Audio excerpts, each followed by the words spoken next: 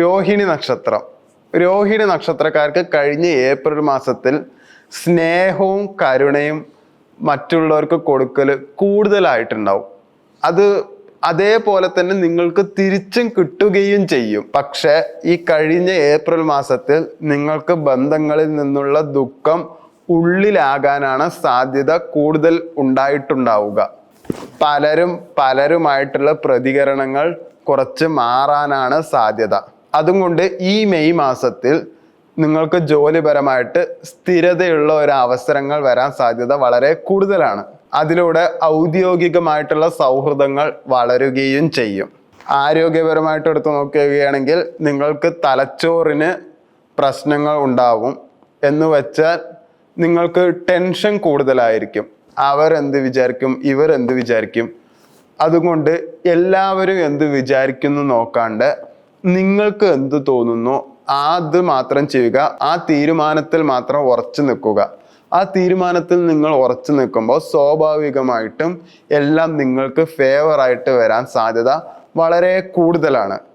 പക്ഷെ നിങ്ങളൊരു double minded person ആണെങ്കിൽ നിങ്ങൾക്ക് കാര്യങ്ങളൊന്നും ഫേവർ ആവുകയും ഇല്ല. അത് കാലാന്തരത്തിൽ നിങ്ങൾ ദുഃഖിക്കുകയും ചെയ്യും.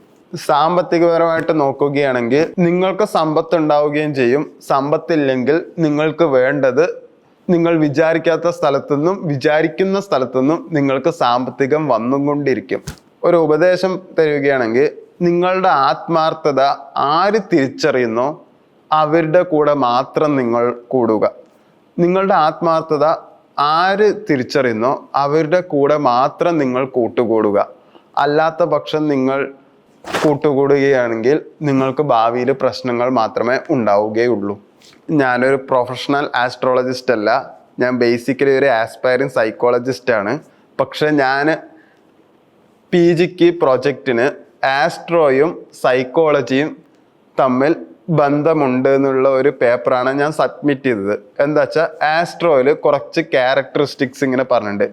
ഇന്ന നാളുകാർക്ക് ഇന്ന സ്വഭാവമാണ് ഉണ്ടാവുക എന്നത്. ആ സ്വഭാവത്തിനനുസരിച്ച് ഓരോരോ സിറ്റുവേഷനിൽ അവരെടുക്കുന്ന തീരുമാനം അനുസരിച്ചായിരിക്കും അവരുടെ ഭാവിയും ഉണ്ടാവുക എന്നൊരു പേപ്പറാണ് ഞാൻ സബ്മിറ്റ് ചെയ്തത്. അതുകൊണ്ടാണ് ഞാൻ ആസ്ട്രോളജി നിങ്ങളുടെ അടുത്ത് പറയുന്നത്. ഇത് ഞാൻ എൻ്റെ ഫ്രണ്ട്സിൻ്റെ അടുത്തും എൻ്റെ വീട്ടുകാരുടെ അടുത്തും ബന്ധുക്കളുടെ അടുത്തും പറയുമ്പോൾ അവർ ആദ്യം വിശ്വസിച്ചില്ല. പിന്നെ കുറെ കാലം കഴിഞ്ഞ് അവർ എൻ്റെ അടുത്ത് തന്നെ വന്ന് പറഞ്ഞു, നീ അന്ന് പറഞ്ഞത് സത്യമായി എന്നത്. അതുകൊണ്ടാണ് ഞാനിപ്പോൾ ഈ വീഡിയോ ചെയ്യുന്നത്. കട്ടി